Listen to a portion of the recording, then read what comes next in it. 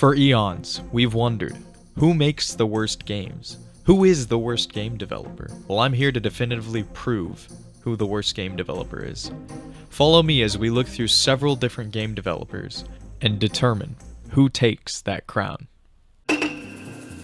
You would think, after all of this time, Activision would have mastered making their one game, right? Call of Duty was a monster of a franchise, dominating the gaming scene and waging war against Halo's online shooter dominance.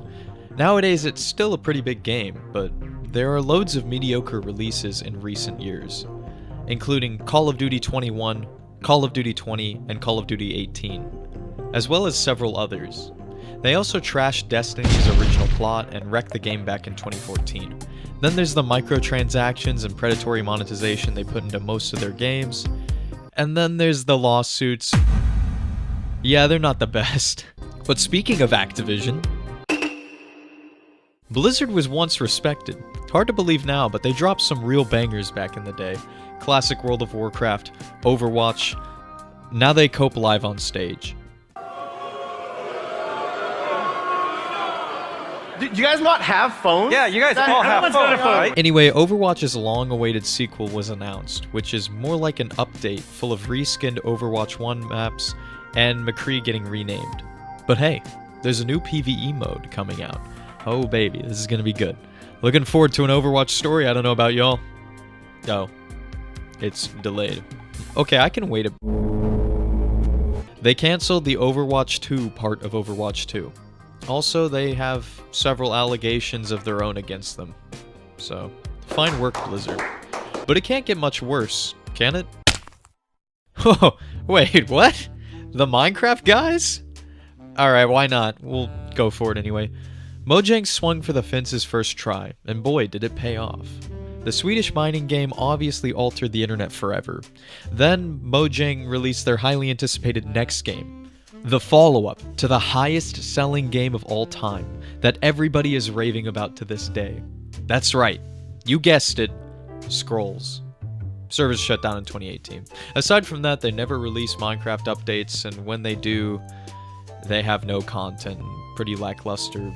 A bad update. Moving on. EA Games. Challenge everything. Even our expectations. Yeah.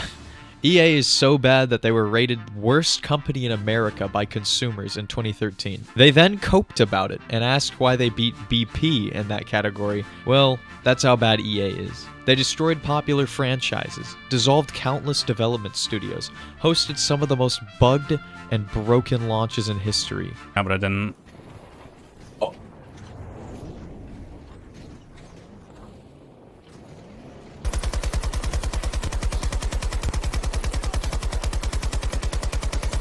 And worst of all, Madden. They also demolished Star Wars Battlefront with a tsunami of loot boxes. The greed with EA is off the charts, and DICE has sadly been forced to develop many of these atrocities. You might think they are the worst developer based on how they were gifted the Worst Company in America award alone. But you'd be wrong, because they actually claimed that award twice in a row. No, not again. I'm not talking about this again. I think I'm good, but... it definitely ain't them. 343 Industries is far from the worst. They're just releasing some bad games here and there. Respawn Entertainment. So much potential. We really did fail as a species when Titanfall 2 didn't get a sequel. I mean, Apex is fun and all, and is perhaps the biggest game in the scene right now, but... wait, EA owns Respawn?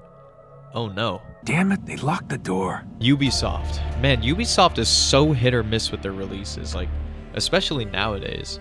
They made all the games we loved as kids,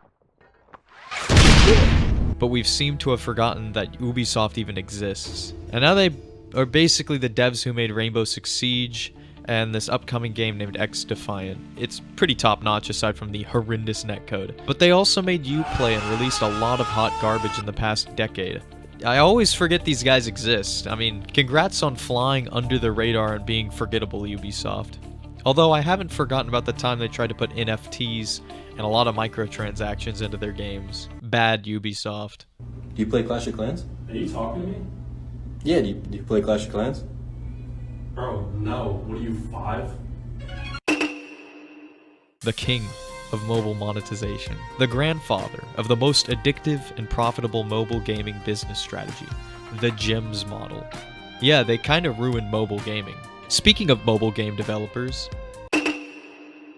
another mobile gaming titan, perhaps the angriest of all the birds. These guys actually took Angry Birds off the App Store because they said the game shouldn't be at the top of the search results on app stores since it costs money to buy it, because they'd rather direct users to free-to-play, microtransaction-filled games in the series. Then they re-released it named Red's First Flight. What? Also, they had a lawsuit filed against them alleging that they collected user data, and they're getting bought by Sega of all companies. Rip Rovio. Valve is a name that has consistently been upheld with mythical status in the game developer industry. Peak franchises that never reached the third installment. Half-Life, Portal, Left 4 Dead, Team Fortress 2, all solid games. They also gifted Steam sales to the world. However, nobody talks about Valve's darker side. They abandoned Team Fortress 2, never delivered a conclusion to the Half-Life series, and nearly stopped delivering games altogether. But when you're Valve and you own Steam, why should you anyway? Bethesda are responsible for some of the West's most popular RPGs. And then, Fallout 76, which feels like 16 times the failure for this one game. Starfield is also going to be locked at 30 FPS. I mean, what is this, the Great Depression? If a game launched at 30 frames 10 years ago, sure, that's okay, but it's 2023 now.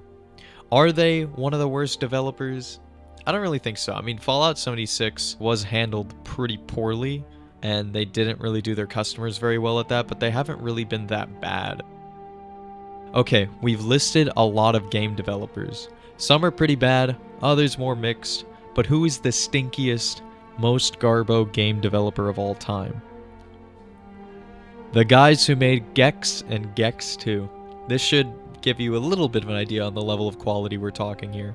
Their most recent project, 2020's Marvel Avengers, saw a loss of a staggering 96% of its player base within a week, marking that live service game for an early grave.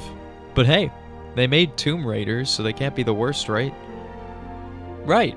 It can get a whole lot worse. Who's Code Hatch, you might be asking? I consider this to be the worst developer in recent memory, because I personally fell for one of their scams, but that's not the only reason. You're going to see just how bad Code Hatch is. Let's start with Starforge, a sandbox game with infinite generation, set in a sci-fi world where you can be or do anything. They advertised it as a sandbox survival game where you could make an FPS shooter out of it.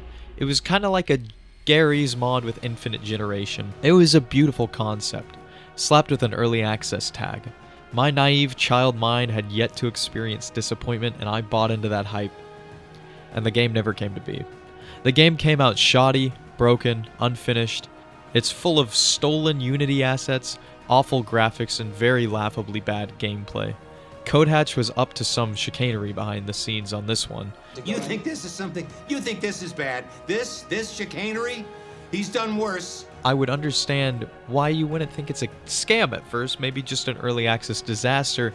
You'll see why Code Hatch is the worst game developer, because then they released Reign of Kings, a sandbox game with infinite generation, set in a fantasy world where you can be or do anything. Yep, basically a clone of Starforge. It's another overpromised sandbox hype train scam. And then, just like Starforge, Reign of Kings was abandoned and never left early access.